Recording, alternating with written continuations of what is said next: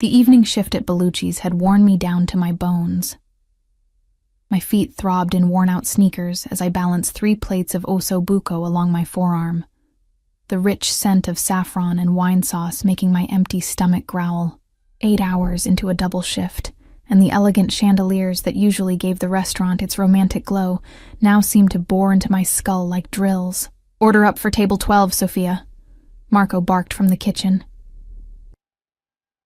I nodded mechanically, tucking a strand of unruly brown hair behind my ear. At 27, I was the oldest server, yet somehow always assigned the worst sections. Tonight was no different.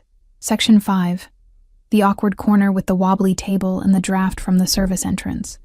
The tips were always miserable there, and with rent due in 3 days and Dad's medical bills piling up, I needed every dollar I could scrape together. I'd been invisible my entire life. Middle child of 5 in a chaotic household. Average student. Average looks. Even my voice seemed to dissolve in crowded rooms. Being a waitress just reinforced what I already knew. People looked through me, not at me. I was a function, not a person. That's when I first noticed them. Table 16 wasn't in my section, but I couldn't help watching as Dominic, our manager, practically tripped over himself seating the group. 4 men in tailored suits that probably cost more than my yearly salary. The restaurant's atmosphere shifted immediately. Conversations dropped to whispers. Servers straightened their postures. Even the kitchen grew quieter. 3 of the men were clearly security, broad-shouldered and vigilant, eyes constantly scanning the room. But the 4th, he was different. Younger than I expected, maybe early 30s. His midnight black suit looked liquid against olive skin. His presence seemed to consume the oxygen around him. Dark eyes, almost black, set in a face that belonged on ancient Roman currency. All sharp angles and aristocratic authority. But what caught my attention wasn't the man. It was the child beside him, a boy, maybe 8 or 9, with the same olive complexion but softer features. He sat rigidly in his chair, eyes fixed on the tablecloth pattern, his fingers methodically aligning and realigning the silverware. While the men talked in hushed tones, the child remained in his own world, occasionally rocking slightly. "That's Vincenzo Rossi," whispered Alicia, another server, materializing beside me. "The head of the Rossi family. They own half the city." My stomach tightened. Everyone knew the Rossi name, even if you never spoke it aloud. Their legitimate businesses, shipping, construction, high-end real estate, were just the surface. What flowed beneath was the lifeblood of organized crime in our city. "And the boy?" I asked, unable to look away. "His son, Lucas. Word is he's autistic. Mother died during childbirth. Rossi brings him everywhere, doesn't trust anyone else with him." I watched as their server approached, his usual swagger replaced by trembling deference. He took drink orders, speaking only to Rossi and his men, completely ignoring the child. Lucas continued rearranging his silverware, now with increasing agitation, his movements becoming jerky. "They say Rossi's obsessed with protecting the boy," Alicia continued. "Someone once accidentally bumped into Lucas at an event. The guy disappeared for 3 weeks. When they found him..." She shuddered. "Well, let's just say both his legs were permanently rearranged." I swallowed hard, forcing myself to return to my section. Table 14 needed refills. Table 9 wanted their check. The rhythm of service pulled me back to my reality of calculated smiles and mechanical courtesy. An hour passed in a blur of orders and empty plates. I was clearing a table when I heard it, a high-pitched keening sound that cut through the restaurant's ambient noise. My eyes darted to table 16. Lucas was rocking more intensely now, hands pressed against his ears. His dinner sat untouched, while Rossi and his men continued their conversation, apparently accustomed to the behavior. Their server was nowhere to be seen, and other diners were beginning to stare. Without thinking, and that was my first mistake, I grabbed a dessert menu and approached their table. The conversation died instantly. One security guard half rose from his seat, hand disappearing beneath his jacket. The temperature around me seemed to plummet 10 degrees. Vincenzo Rossi turned those obsidian eyes on me, and my lungs forgot how to function. Up close, the power radiating from him was almost physical. like standing too close to an electrical transformer. A thin scar traced his jaw, disappearing into the collar of a shirt that probably cost more than my car. "Excuse me," I managed, my voice embarrassingly small. I thought perhaps. I directed my attention to Lucas, crouching slightly to meet his eye level. "Would you like to see our dessert menu? We have gelato with chocolate puzzle pieces that you can arrange before eating." The boy's rocking slowed. His eyes flicked toward me, then away, then back again. A brief connection that felt like a victory. "Lucas doesn't eat dessert," Rossi said, his voice a low, cultured rumble that somehow felt like a blade against my throat. "And this isn't your section." I should have backed away then, should have apologized and retreated. But something about the dismissal, the same invisibility I'd felt my entire life, ignited a rare spark of defiance. "Actually," I said, "we just created a new dessert that's not on the menu yet. It has no refined sugar and is made with organic ingredients." A complete lie, but I continued. "Sometimes a change in routine can help when things get overwhelming." I was speaking from experience. My youngest brother was on the spectrum, and I'd grown up learning his patterns and triggers, but I wasn't thinking about the consequences of inserting myself into the world of a man who supposedly broke people for touching his son. Rossi's eyes narrowed fractionally. The guards tensed. Time stretched like warm caramel, slow and suffocating. Then, miracle of miracles, Lucas spoke. "Puzzle pieces?" he asked, his voice soft but clear, eyes still on the table. Something shifted in Rossi's expression. A softening so subtle I might have imagined it. He studied me with new intensity, as though recategorizing me from insignificant to something else. "Yes," I said to Lucas, ignoring the weight of his father's gaze. "Chocolate ones. You can arrange them however you like before eating them." Lucas's fingers stopped their restless movement. "I like puzzles. I know you do," I said gently. "I can see how perfectly you've arranged your silverware." For 3 heartbeats, no one spoke. Then Rossi gave an almost imperceptible nod. "Bring the dessert," he commanded. I hurried to the kitchen, heart hammering against my ribs. Marco stared at me like I'd lost my mind when I explained what I needed, but one mention of table 16, and he was suddenly cooperative, helping me arrange chocolate pieces on a plate of vanilla bean gelato. When I returned, Lucas's eyes widened at the dessert. For the first time, a small smile touched his lips as he carefully began arranging the chocolate pieces into a pattern. "Thank you," Rossi said, the words clearly unfamiliar in his mouth. I nodded and stepped back, ready to escape, when his voice stopped me. "Your name?" My throat went dry. "Sophia. Sophia Tanner." "Sophia," he repeated, as though testing the sound of it. "You know something about children like my son." It wasn't a question. "My youngest brother is similar," I said. "I helped raise him." Something unreadable passed behind those dark eyes. "You're not our server." "No, sir. I'm Section 5 tonight." His gaze flicked to my name tag, then scanned me from head to toe. Not in the leering way I was accustomed to from customers, but as if cataloging every detail of my existence. "Section 5 is beneath your abilities," he stated flatly. Before I could respond, he turned back to his companions, a clear dismissal. I retreated to my tables, feeling the weight of his attention even with his back turned, as if I'd somehow entangled myself in an invisible web. The rest of the evening passed in a fog. I kept finding reasons to glance at table 16, where Lucas was now calmly eating his dessert, occasionally looking up at his father with that small, rare smile. Once, I caught Rossi watching me, his expression inscrutable. When they finally prepared to leave, I deliberately busied myself at the service station, not wanting another encounter. Through my peripheral vision, I saw Rossi rise, buttoning his jacket with elegant precision. He placed a hand gently on his son's shoulder, guiding him toward the exit while his security formed a protective triangle around them. I exhaled slowly, tension draining from my shoulders. Whatever strange moment had passed between us was over. By tomorrow, I'd be just another forgettable face in his world. But as I turned to deliver a check to table 12, I nearly collided with a broad chest. One of Rossi's men stood before me, the youngest of the 3 guards, with close-cropped hair and eyes like polished steel. "Mr. Rossi would like to speak with you," he said, voice devoid of inflection. Outside. Ice flooded my veins. I'm still on shift, I managed. I can't just leave. The man's expression didn't change. It's been arranged with management. Sure enough, Dominic was watching from across the room, his face pale as he gave me a quick nod. My options evaporated like morning dew.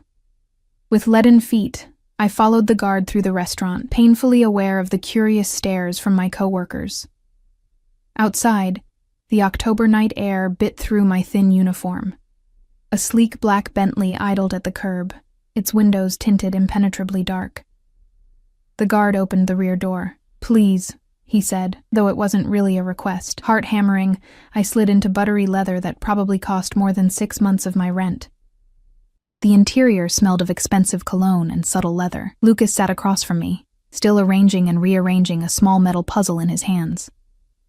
Beside him, Vincenzo Rossi studied me with that same unsettling intensity. "You made quite an impression on my son, Sophia Tanner," he said, my name rolling off his tongue like he owned it now. "I'm glad he enjoyed the dessert," I said carefully. "Do you know who I am?" Direct. Unflinching.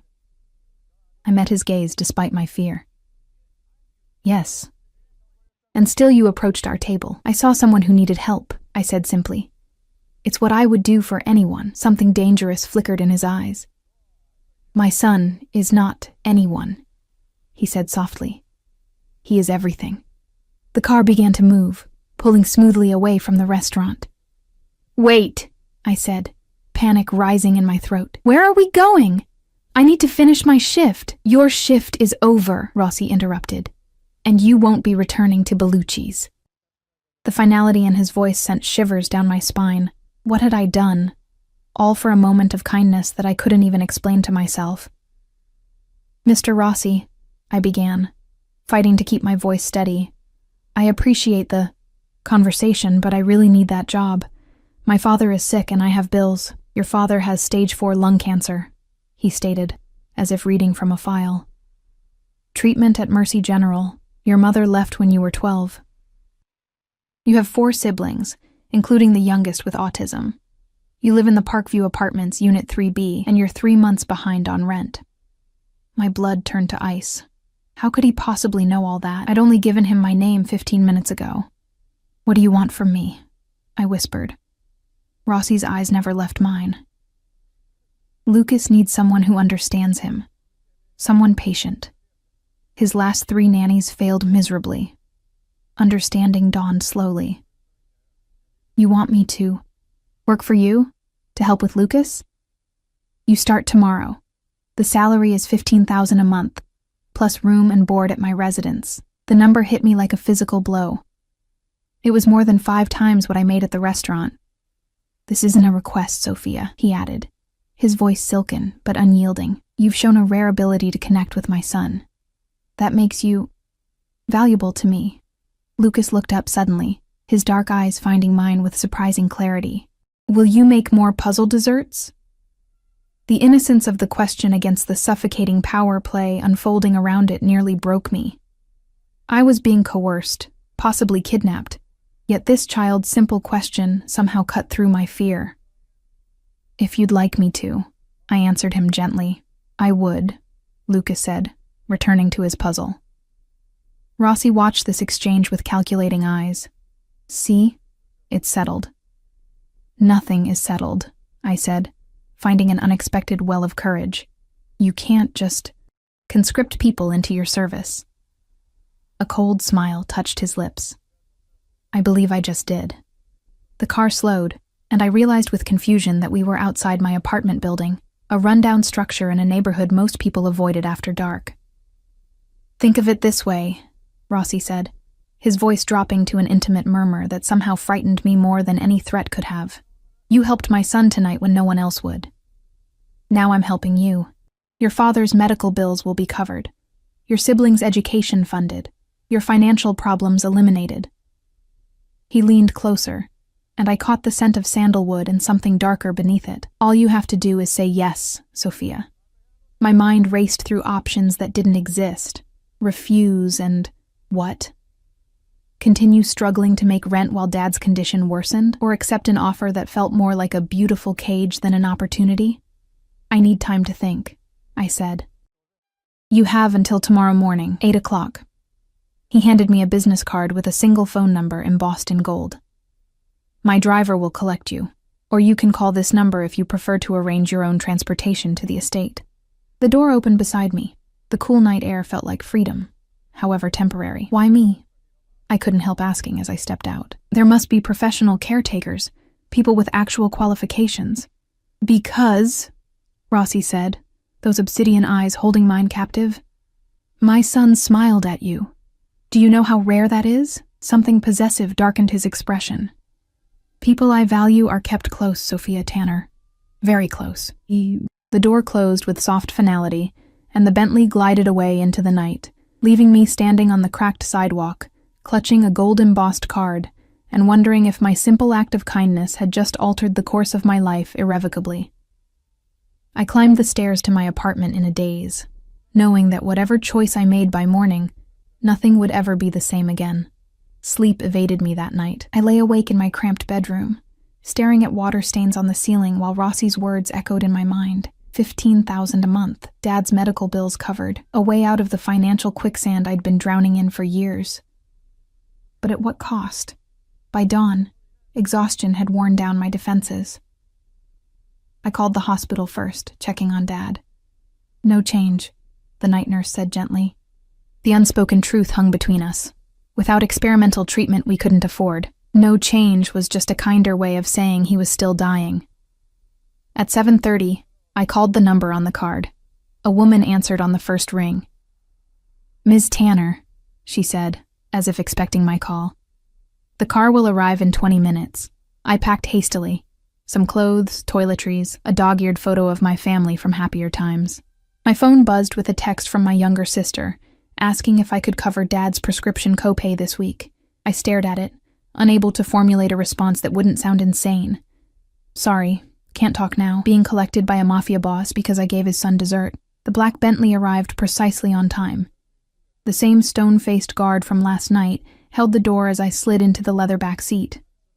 This time, I was alone. We drove in silence through neighborhoods that grew progressively more affluent, until the urban landscape gave way to sprawling estates hidden behind imposing gates and manicured hedges. After nearly 40 minutes, we turned onto a private road that wound through dense pine forest.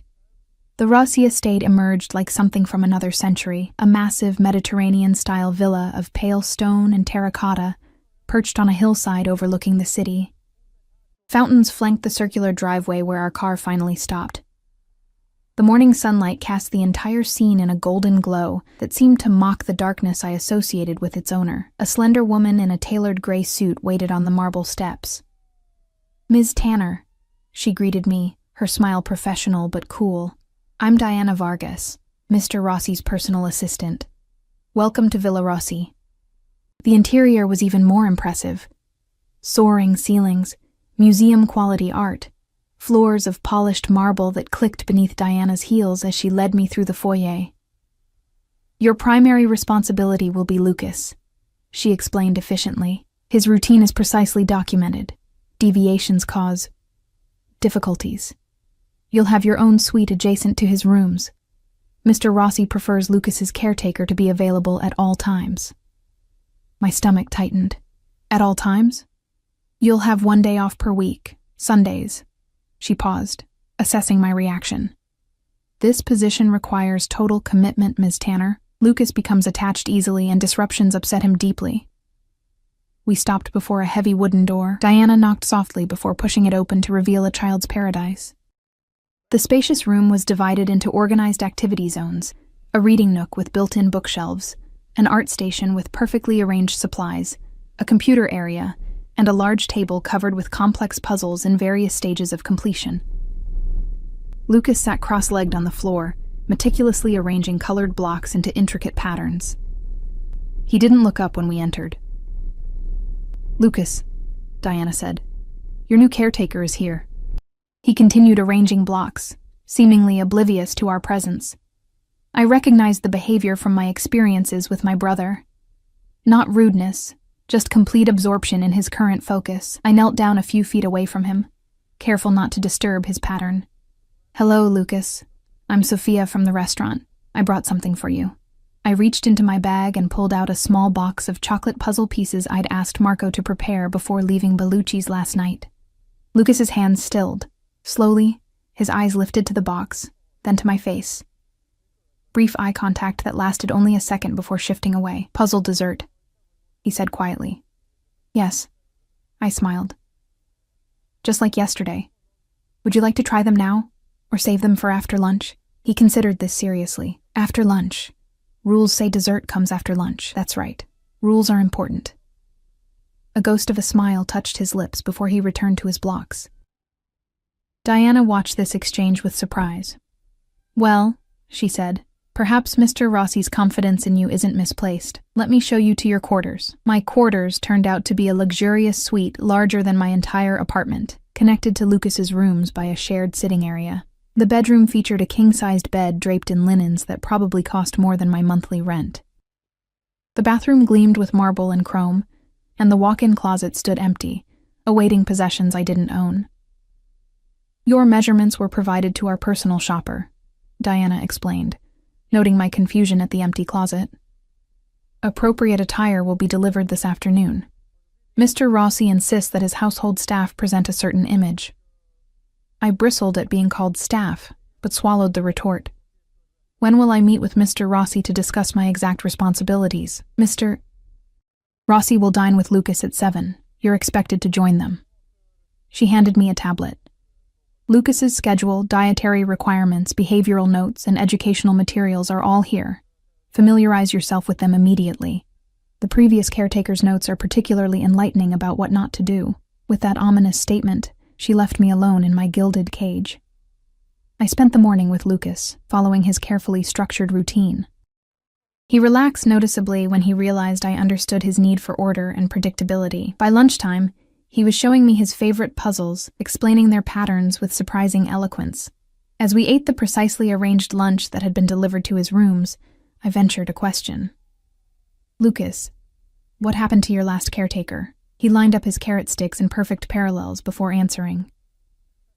"Ms. Eleanor said I was difficult. She yelled when I couldn't wear the scratchy sweater. Father made her go away." The casual way he said this sent a chill through me. Made her go away. What exactly did that mean in Vincenzo Rossi's world? After lunch, Lucas enjoyed his chocolate puzzle pieces, arranging them in complex patterns before carefully eating each one. He then settled into his afternoon reading time, allowing me a moment to explore the tablet Diana had given me. The previous caretaker's notes were indeed revealing. Eleanor Blackwood had lasted 3 months, the longest of any caretaker so far. Her notes documented Lucas's triggers, loud noises, certain fabrics, disrupted routines, but showed little empathy for the child. The final entry simply read, "Impossible child, impossible expectations. Not worth it." Other notes outlined Rossi's involvement, daily briefings required, immediate notification of any issues, his tendency to appear unexpectedly to check on his son. The word overprotective appeared frequently, usually underlined or followed by multiple exclamation points.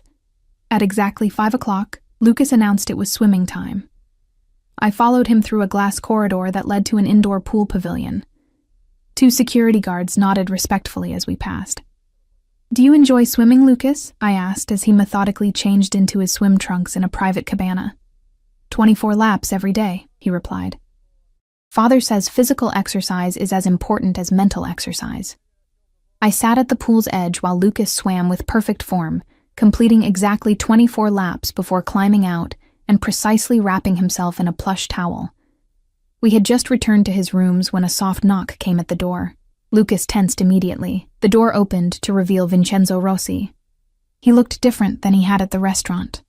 More casual in tailored charcoal slacks and a crisp white shirt, with the sleeves rolled up to reveal strong forearms. The change of attire did nothing to diminish his commanding presence. "Papa," Lucas said, his face brightening slightly. Rossi's expression transformed when he looked at his son, the hardness softening into something almost tender. "How was your day, piccolo mio?" "Sophia brought chocolate puzzles," Lucas reported. And she didn't make me wear the scratchy socks when I said they hurt my feet. Rossi's dark eyes shifted to me, that calculating intensity returning. Did she now? I straightened under his scrutiny. The gray socks in his drawer have a seam that bothers him. I found the seamless ones instead. You noticed this on your first day? I thought of my brother. Sensory sensitivities are common.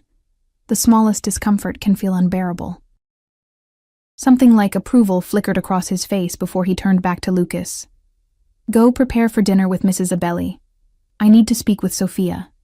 When Lucas had gone to the adjoining room with an older woman who'd appeared silently at Rossi's command, he gestured for me to sit on the nearby sofa. I perched on the edge, hyper-aware of his proximity as he sat across from me. Lucas seems comfortable with you, he said, studying me with unnerving focus. That's unusual. He's a wonderful child, I said honestly. Smart, observant, and very precise in his communication. Most people don't see that. They see only the differences, the behaviors they don't understand. His voice held a dangerous edge. His mother's family wanted to institutionalize him after she died. They called him broken. I couldn't mask my horror. He's not broken.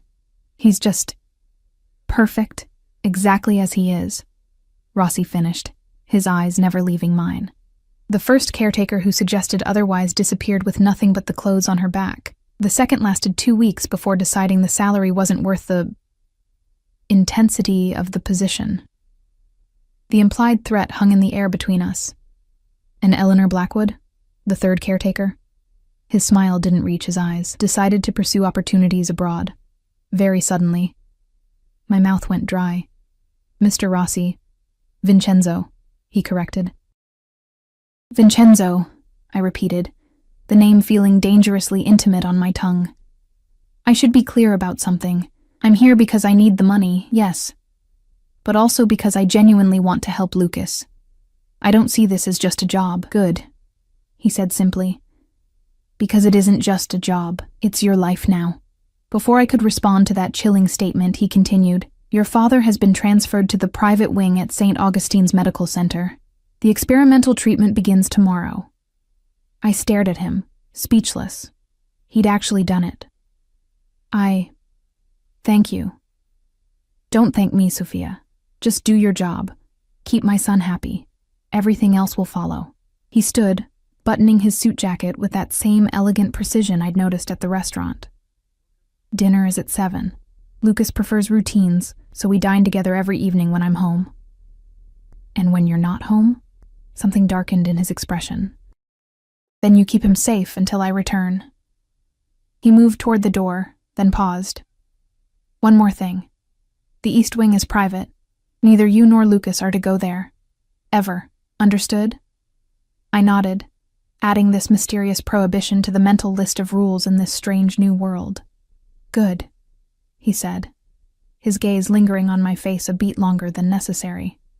I have a feeling you're going to work out very well here, Sophia Tanner. The way he said it, like a prophecy rather than a hope, sent an involuntary shiver down my spine.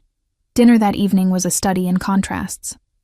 The formal dining room could have hosted 20 guests comfortably, yet only 3 places were set at one end of the massive mahogany table. Crystal chandeliers cast warm light over silver and china that probably predated my grandparents. Lucas sat ramrod straight in his chair, carefully cutting his food into perfect squares before eating each piece. Across from me, Vincenzo alternated between subtle observation of his son and piercing glances at me that made my skin tingle with awareness. Lucas tells me you found his seamless socks, Vincenzo remarked, breaking the silence. Eleanor insisted he was merely being difficult about the regular ones. I took a sip of water, buying time to frame my response. Sensitivity to textures is common with sensory processing differences. It's not stubbornness, it's actual physical discomfort. Like wearing shoes filled with rocks, Lucas added unexpectedly. Vincenzo's expression softened as he looked at his son. Is that how it feels, piccolo mio? Lucas nodded, still focused on cutting his food. Sophia understands, like Michael. Michael is my younger brother, I explained. He's on the spectrum too. Something shifted in Vincenzo's gaze. A new calculation. as if adding pieces to some internal puzzle. "Tell me about your family, Sophia." The request felt like a command. "There's not much to tell. Mom left when I was 12. Dad raised the 5 of us alone, working 2 jobs until he got sick last year." I twisted my napkin in my lap. "I'm the middle child, the responsible one, the caretaker," Vincenzo observed. "Even before you were hired to be one." His perception was uncomfortably accurate. I'd been managing my siblings' schedules, cooking meals, and handling household crises since I was a teenager. The waitressing job had been just the latest in a string of positions I'd taken to keep our family afloat. "Someone had to step up," I said simply. "Indeed." He refilled his wine glass, then mine, though I'd barely touched it. "And now someone is stepping up for you.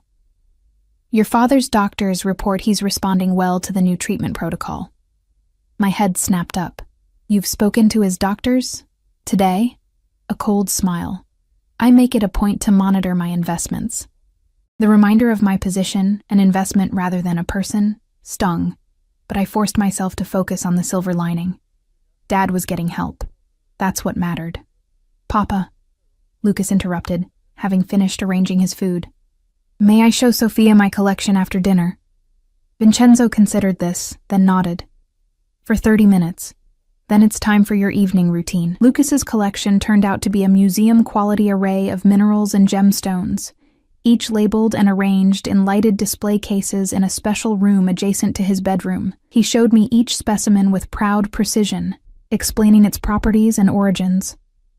"This is amazing, Lucas," I said genuinely. "How long have you been collecting? 3 years, 2 months, and 14 days?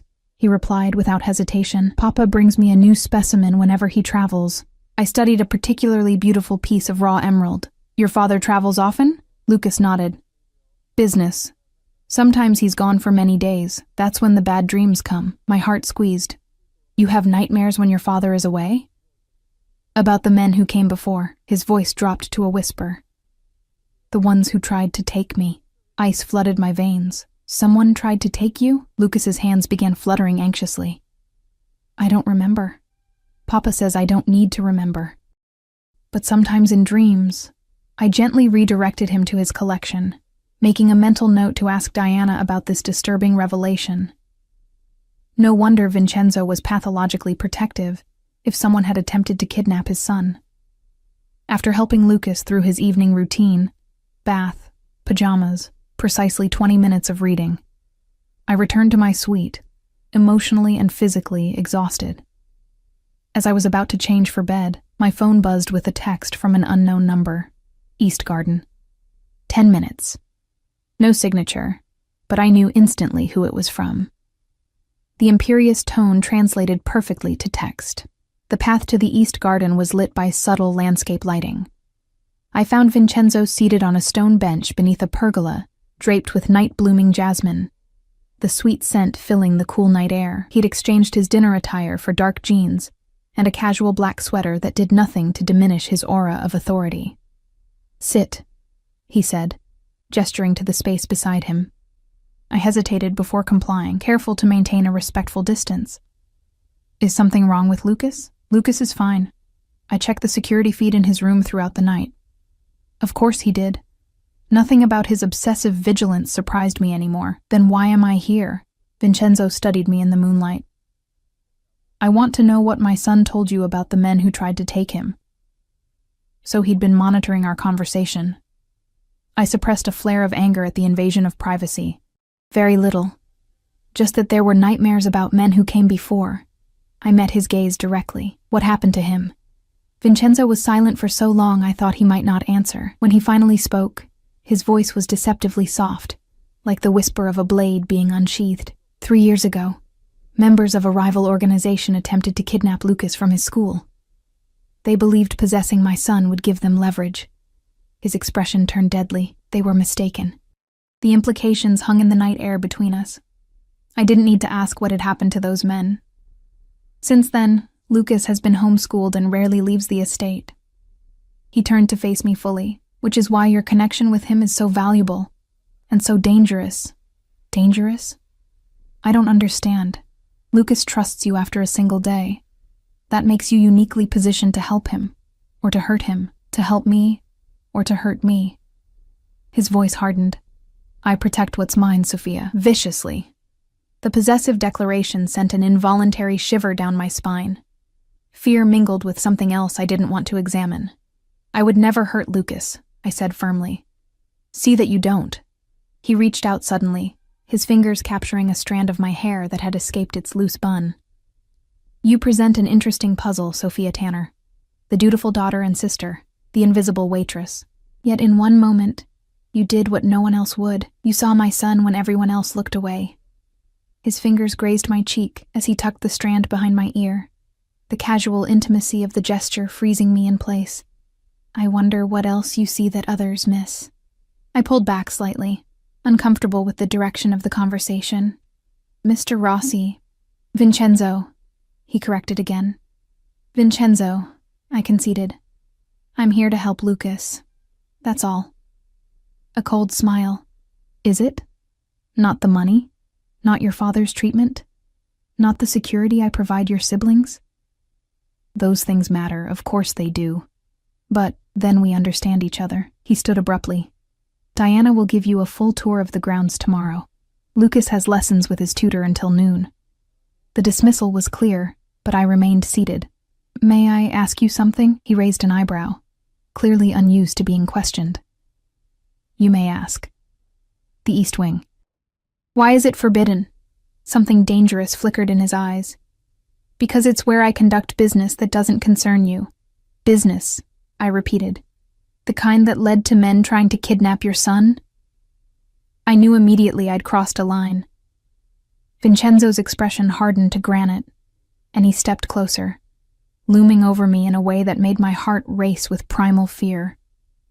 Careful, Sophia, he said softly. Curiosity about certain matters can be unhealthy. I should have backed down, should have apologized, but some reckless part of me pushed forward. If I'm responsible for Lucas's safety, I should understand the dangers. For a moment I thought he might strike me. Instead he laughed, a sound devoid of humor. Brave little Sophia, he murmured.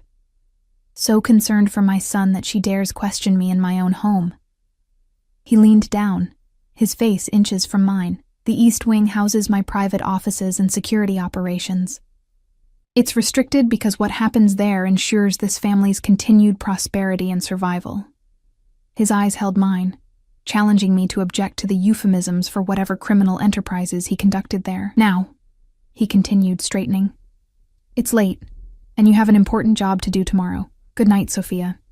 I remained on the bench long after he'd disappeared into the shadows of the villa, trying to calm my racing heart. What had I gotten myself into?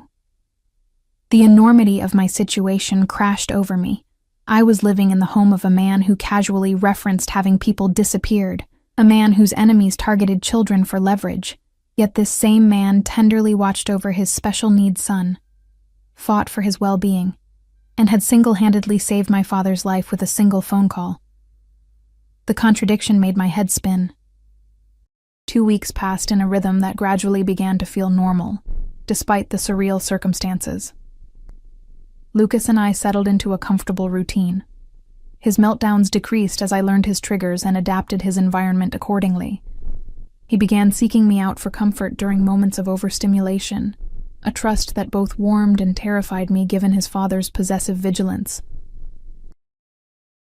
Vincenzo remained an enigmatic presence, sometimes absent for days on business, other times appearing unexpectedly to observe Lucas and me together. His gaze followed me constantly when he was home, assessing, calculating, with occasional flashes of something darker that made my pulse quicken. On a crisp Sunday afternoon, my day off, I sat in the garden with my phone, video chatting with my sister Emma, who was visiting Dad at the hospital. He looks better, she reported, angling the camera to show our father. Though still gaunt, the gray pallor had left his skin. He waved weakly at the camera. The doctors say the treatment is working, Soph, Emma continued. They're calling it miraculous. Whatever fancy restaurant you're working at now, they must be paying you a fortune. I forced a smile, the lie bitter on my tongue. The tips are great, I said, sticking to the story I'd fabricated. They believed I'd taken a position at an exclusive restaurant whose wealthy clientele insisted on staff confidentiality. It was easier than explaining the truth. And they let you live there? That's wild. It simplifies things, I hedged. How's Michael doing? Much better since we moved to the new apartment. No more leaky ceiling, and he has his own room now. The new apartment was another of Vincenzo's arrangements, a spacious 3-bedroom in a safe neighborhood, with rent mysteriously covered for the next 12 months. My siblings thought it was subsidized housing that had finally come through after years on a waiting list. Miss Sophia? I turned to see Lucas standing hesitantly at the garden entrance, a security guard hovering nearby. Unusual. Lucas rarely sought me out on my days off, understanding the concept of everyone needs alone time that we'd worked on together. Emma, I have to go, I said quickly. Kiss Dad for me. Love you. I ended the call and beckoned to Lucas. What's wrong, buddy? Papa wants you, he said, his voice tight with anxiety. In the East Wing. My blood turned to ice. The East Wing. The Forbidden Zone. In the 3 weeks I'd been at Villa Rossi, that boundary had remained uncrossed, a line drawn in concrete rather than sand. Did he say why? I asked Lucas, trying to keep my voice steady. Lucas shook his head, fingers fluttering with obvious distress. He was talking on the phone. His voice got very quiet. He leaned closer to whisper. That's when bad things happen. The perceptiveness of this child never ceased to amaze me. He might struggle with certain social cues, but he read his father's moods with unerring accuracy. It's okay, I assured him, though my racing heart suggested otherwise. I'll go see what he needs. Why don't you work on that new puzzle we started yesterday?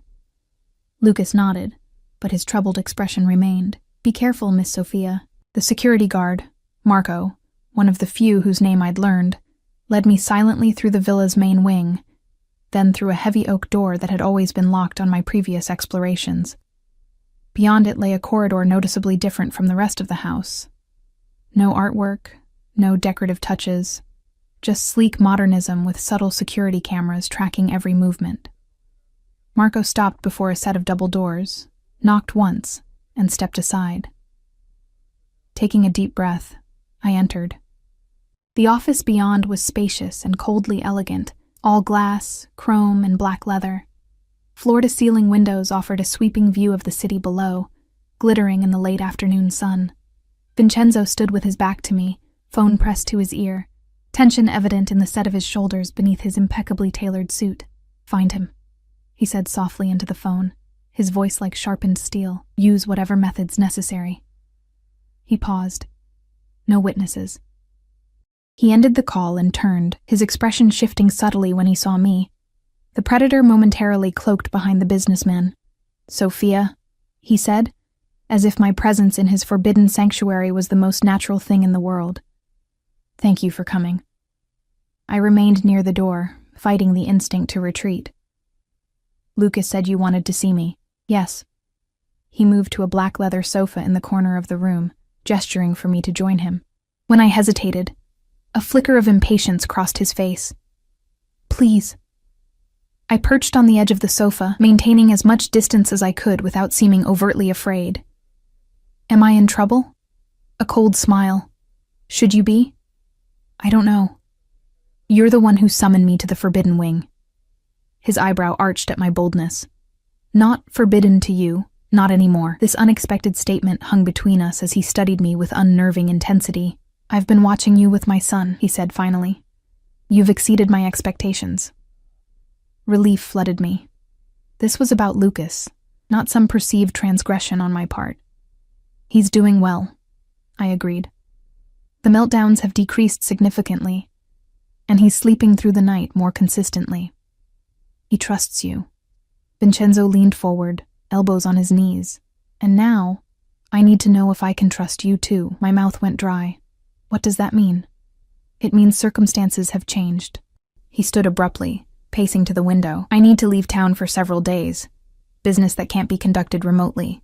Okay, I said cautiously. Lucas and I will be fine. We've managed your overnight trips before. This is different. He turned back to me, his expression grave. This trip carries certain Risks. Understanding dawned slowly. You think something might happen to you. It's unlikely, he said dismissively. But I don't leave anything to chance where my son is concerned.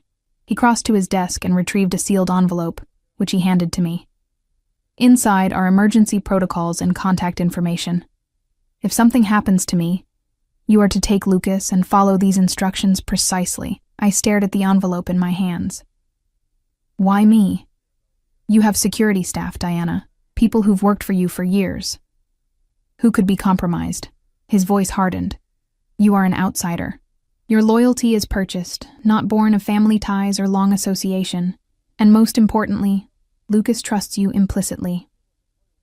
The clinical assessment stung more than it should have. So I'm trustworthy because I'm a hired hand with no connections to your world? Precisely.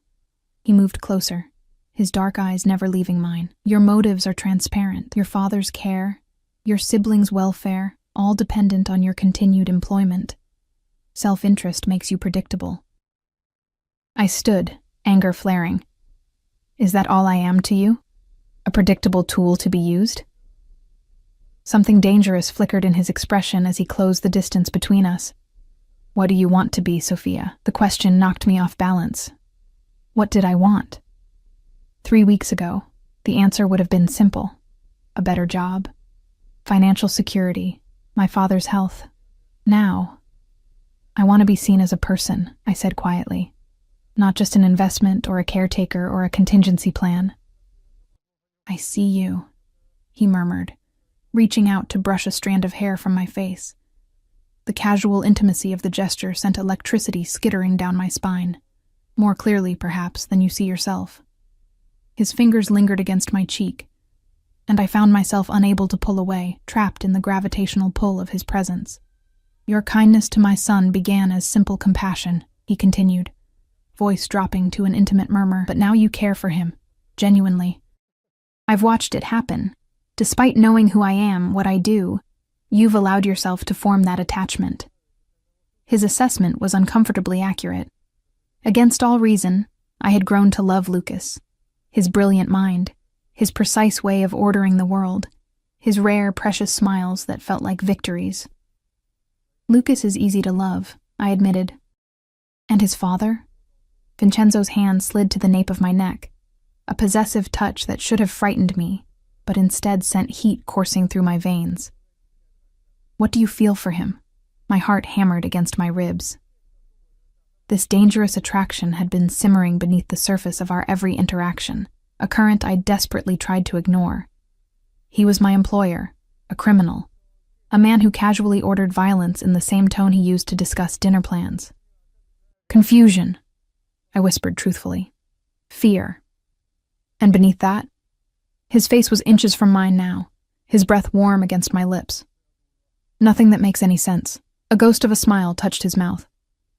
Few worthwhile things do. When his lips met mine, I should have pulled away, should have remembered all the reasons this was insanity. Instead, my hands clutched the lapels of his jacket, drawing him closer as the kiss deepened from questioning to demanding. His arms encircled me, one hand tangling in my hair as he backed me against the desk, lifting me effortlessly to sit on its edge. The controlled power in his movement sent a thrill of equal parts fear and desire through me. This was a man accustomed to taking what he wanted, and right now, what he wanted was me. Reality crashed back when his phone buzzed insistently on the desk beside us.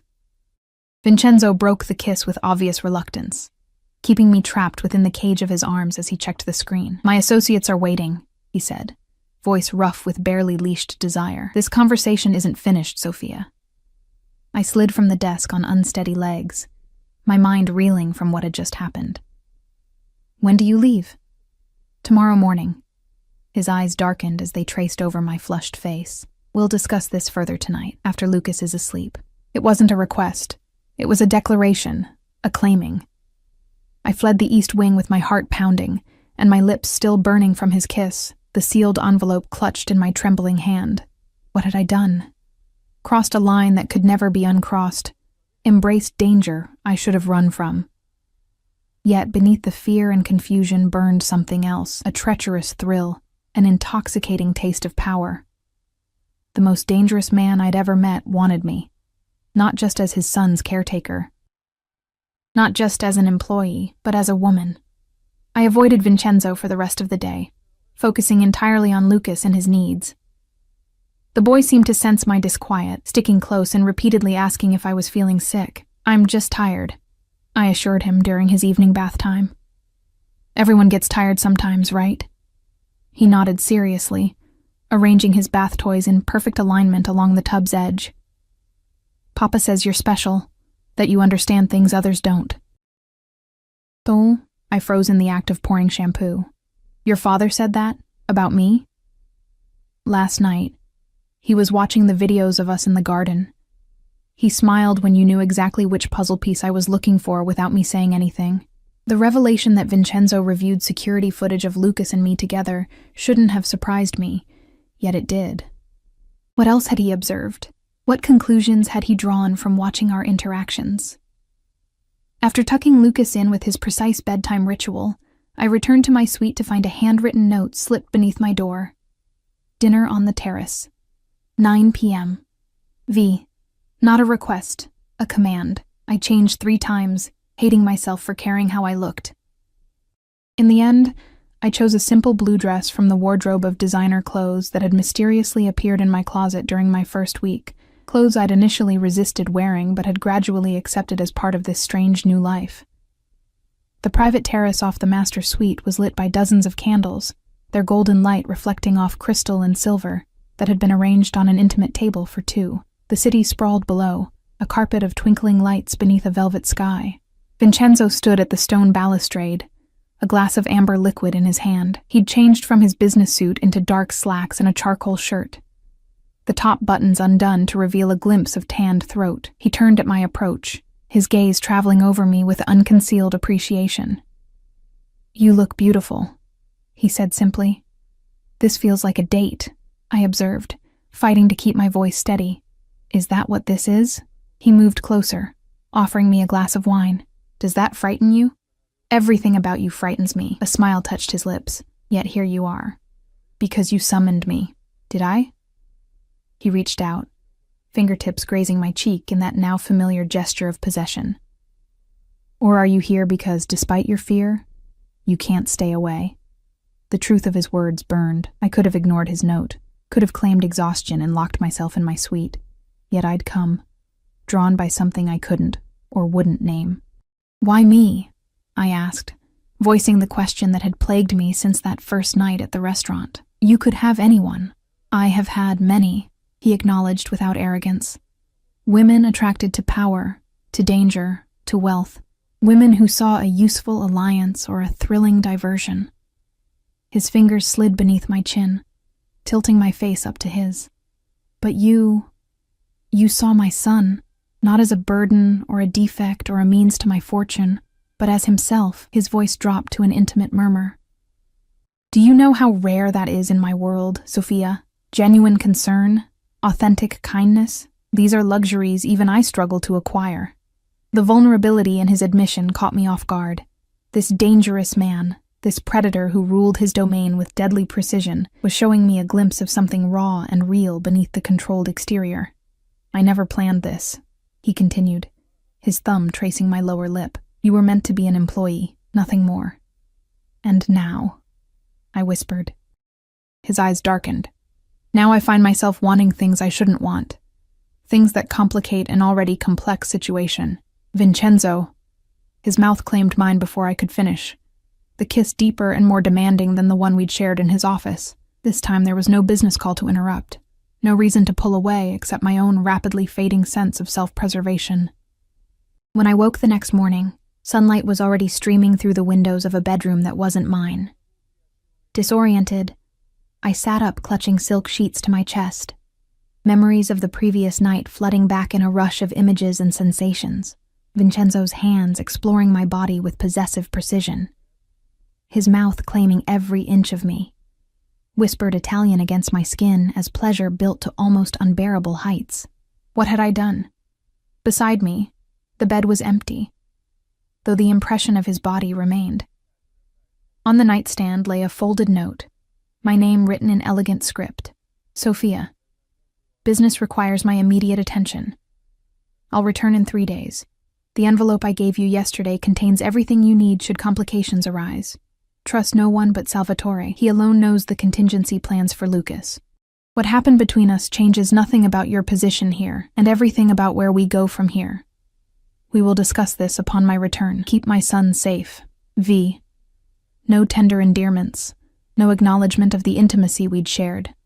Just practical instructions and a cryptic reference to a future conversation.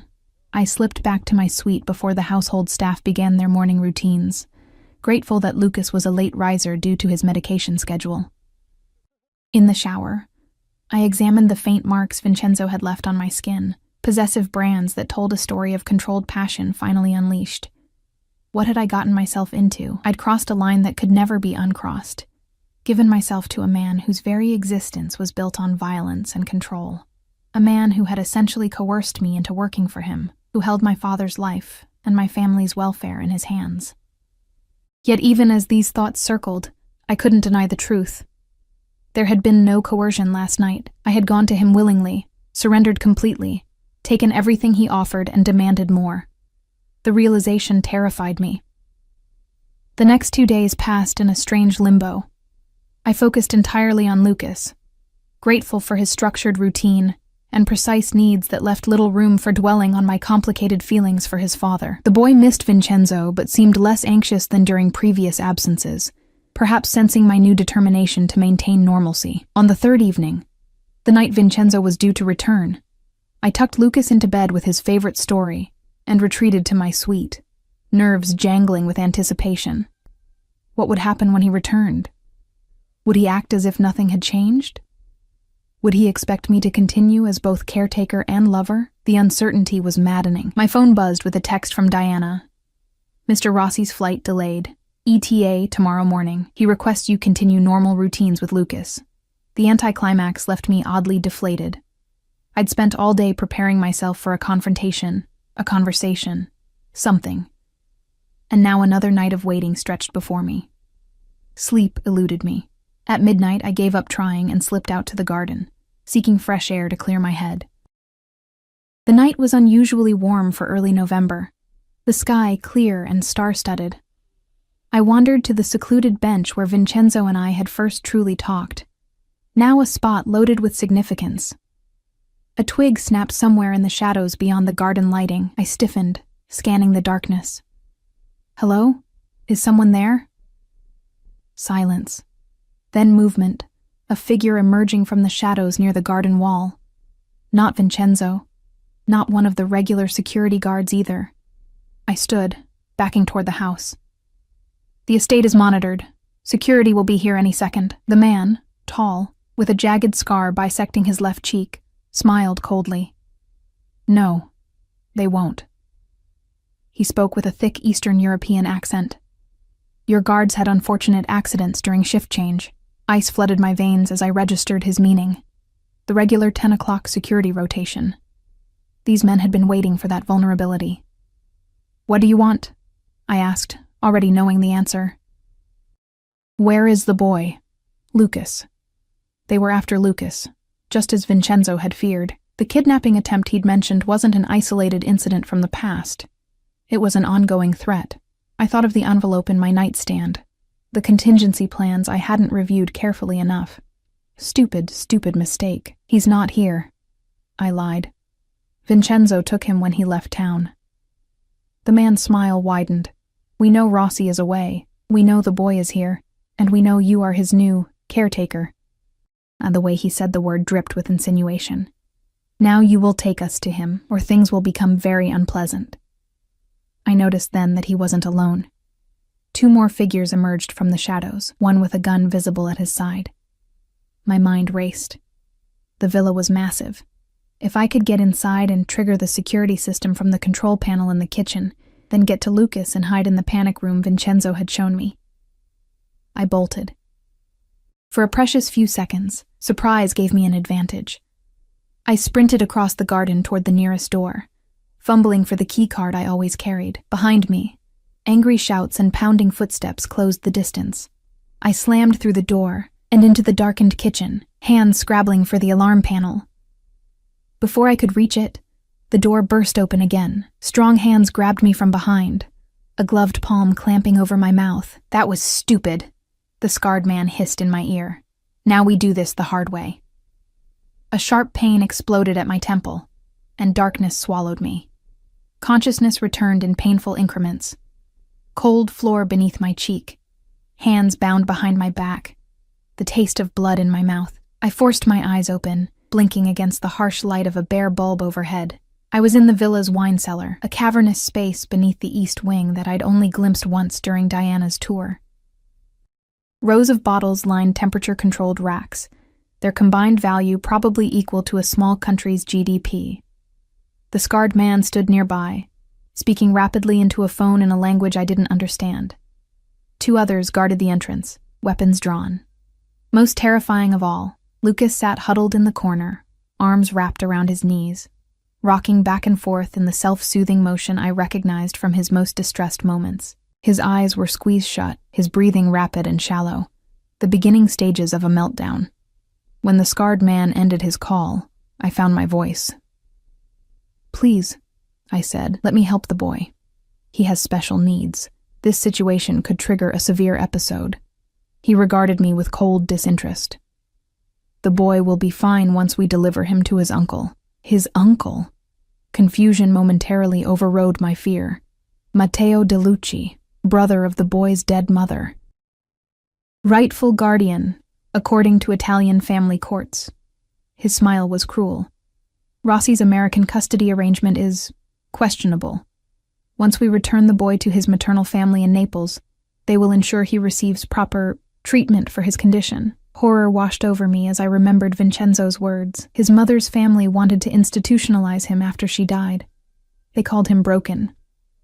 "Lucas doesn't need treatment," I said, struggling to sit up despite my bound hands. "He needs routine, understanding, and patience. His father provides that." "His father," the man spat, "is a murderer who stole the child and eliminated anyone who tried to return him to his rightful family." The pieces clicked into place. This wasn't a random kidnapping for leverage. This was a family blood feud, Vincenzo versus his dead wife's relatives, with Lucas caught in the middle.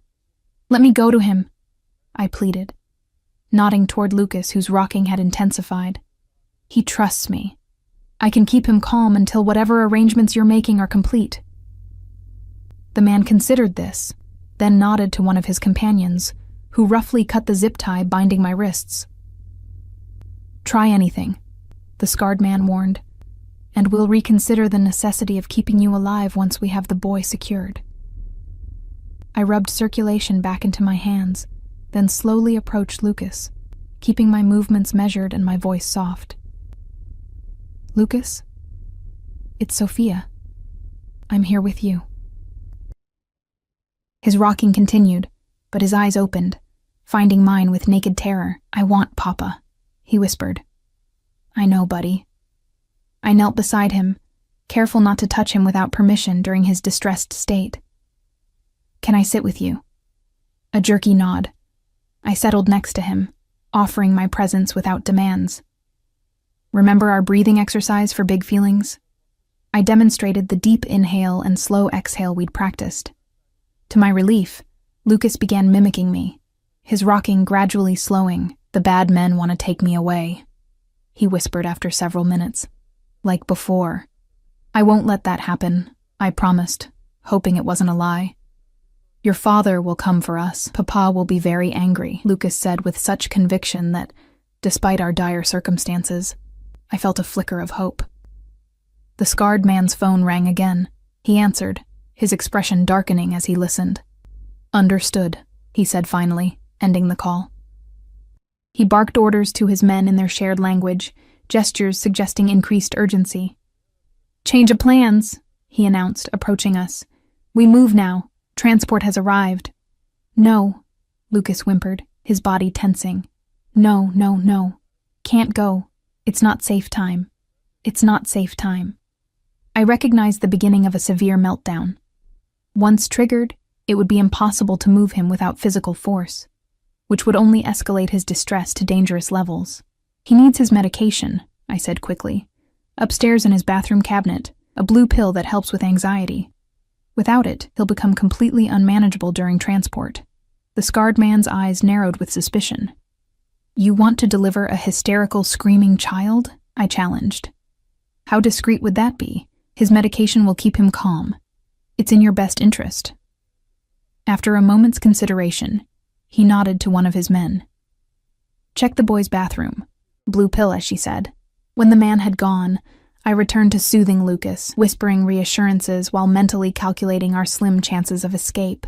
Even if the contingency protocols had been triggered, even if Vincenzo was somehow alerted, would help arrive in time? Minutes later, the man returned with Lucas's medication and a bottle of water. I helped Lucas take his pill, knowing it would take at least 20 minutes to take effect. Time we might not have. Now we go, the scarred man ordered, grabbing Lucas's arm roughly. The boy recoiled, a keening wail beginning deep in his throat. No touching. No touching. Stop, I intervened. He has sensory issues. Being grabbed will only make things worse. Let me lead him, and he'll follow calmly. The man released Lucas with obvious frustration. You have 2 minutes to get him ready to move. After that, we do it my way. I crouched before Lucas, who was retreating back into himself, hands pressed over his ears. Lucas, look at me, I said firmly. When his panicked eyes met mine, I continued. We need to go with these men for a little while. I'll stay with you the whole time, I promise. Papa says never go with strangers, never leave without him or you or Diana. I know, but this is a special circumstance, like a fire drill. Sometimes we have to change the routine for safety. I was desperately improvising, and I'll be with you every step, okay? He searched my face, his brilliant mind working through the situation despite his distress. Then, to my surprise, he said very softly, Secret code. Bluebird. I blinked, unsure what he meant. Then realization dawned, the emergency protocols Vincenzo had mentioned. Lucas had been trained for this possibility. Before I could respond, a tremendous crash echoed from somewhere above us, followed by gunfire. The scarred man cursed, shouting orders to his companions. One rushed up the cellar stairs while the other moved to the secondary exit, a narrow passage that presumably led outside. Move! The scarred man ordered, grabbing my arm and yanking me to my feet. Bring the boy. Lucas remained frozen, hands over his ears, eyes squeezed shut again. More gunfire. Closer now. The man who'd gone upstairs didn't return. The scarred man's face contorted with rage. He raised his weapon, pointing it at me. Get the boy moving or die where you stand. Lucas, I said, fighting to keep my voice steady. We need to go now. Hold my hand and don't let go, no matter what. To my relief, Lucas stood and took my hand, though his entire body trembled with suppressed panic. The scarred man herded us toward the secondary exit, where his remaining companion was already working to unlock the heavy door. The sound of fighting grew louder above us. Just as the exit door swung open, the cellar's main entrance burst inward. 2 black-clad figures moved with military precision into the space, weapons raised. Down! One shouted in English. I pulled Lucas to the floor, covering his body with mine as gunfire erupted around us. The scarred man returned fire, bullets pinging off wine racks and shattering bottles. The air filled with the sharp tang of spilled alcohol and gunpowder. Then silence, broken only by Lucas's frightened whimpers beneath me. Clear! Someone called. Cautiously, I raised my head. Both intruders lay motionless on the floor. The 2 black-clad figures moved methodically through the cellar, checking for additional threats. One approached us, lowering his tactical helmet to reveal a familiar face, Salvatore, Vincenzo's most trusted security chief. Ms. Tanner, Lucas, are you hurt? I shook my head, still covering Lucas protectively. We're okay. Shaken but not injured, Salvatore spoke rapidly into his communication device, then helped us to our feet. Mr. Rossi is en route, ETA 3 minutes. Those 3 minutes stretched like hours as Salvatore escorted us upstairs to the main foyer. The villa showed signs of a fierce battle, shattered glass, bullet holes in walls, dark stains on marble floors that I tried to prevent Lucas from seeing. And then Vincenzo was there, bursting through the front doors with a wildness I'd never seen in him before. His usual controlled demeanor had fractured, revealing something primal and terrifying beneath. When he saw Lucas, raw emotion transformed his face. He crossed the space between them in 3 long strides, dropping to one knee to embrace his son. "Piccolo mio," he murmured, holding Lucas with gentle ferocity. "Are you hurt?" "I remembered the secret code," Lucas said proudly, though his voice still shook. "Bluebird means call Salvatore and hide in the special room, but the bad men came before I could hide." "You did perfectly," Vincenzo assured him, pressing a kiss to his forehead before standing to face me, the look in his eyes as they swept over me, checking for injuries, affirming my safety, stole my breath. This wasn't the calculated assessment of an employer concerned for an investment. This was naked fear, relief, and something deeper I wasn't ready to name. "Sophia," he said, my name a prayer and a question. "I'm okay," I managed, though my voice betrayed me by breaking. The shock and terror I'd suppressed for Lucas's sake threatened to overwhelm me now that safety had arrived. Vincenzo closed the distance between us, pulling me against him with the same desperate relief he'd shown his son. "I should never have left," he said, his voice rough against my hair. "Matteo's men have been watching for months, waiting for an opportunity." "How did you know?" I asked, allowing myself to draw strength from his solid presence. "Lucas activated the emergency alert when they broke in. Salvatore called me immediately." His arms tightened around me. I was already on my way back. The business trip was a ruse to draw out Matteo's people, but they moved faster than we anticipated. Over Vincenzo's shoulder, I watched as his security team efficiently cleared the villa, removing bodies and evidence of the night's violence with practiced precision. The brutal reality of his world, of the world I'd entered, could no longer be ignored. Yet as I stood in his embrace, Lucas safe beside us, I realized a simple truth. There was nowhere else I wanted to be. Despite the danger, despite knowing exactly what Vincenzo was capable of, I had made my choice the moment I approached that table at Bellucci's and offered dessert to a lonely child everyone else ignored. "What happens now?" I asked quietly. Vincenzo drew back, his expression grave as he studied my face. "Now we finish this. Matteo crossed a line tonight that cannot be uncrossed. While Lucas and I were apart, there was always vulnerability. That ends now." The cold certainty in his voice left no doubt about Matteo's fate. "And us?" I dared to ask. His expression softened minutely. "That depends entirely on you, Sophia." He tucked a strand of hair behind my ear in that now familiar gesture of possession. "You've seen the truth of my world now. The danger, the violence. I won't insult you by pretending it will ever be different. I thought of my father, getting stronger each day thanks to treatments Vincenzo had provided. My siblings, safe and secure in their new home, Lucas, who needed me as much as I'd come to need him, and Vincenzo himself, the contradiction of tenderness and brutality, protection and possession, that had somehow become the center of my world. I made my choice the moment I saw your son," I said simply. Understanding passed between us, a recognition of the strange, imperfect bond that had formed from an act of simple kindness in a restaurant 3 weeks ago. Lucas tugged at my hand, his eyes serious as they met mine. "Are you going to stay with us forever now, Miss Sophia?" Vincenzo watched me, waiting for my answer with uncharacteristic vulnerability in his gaze.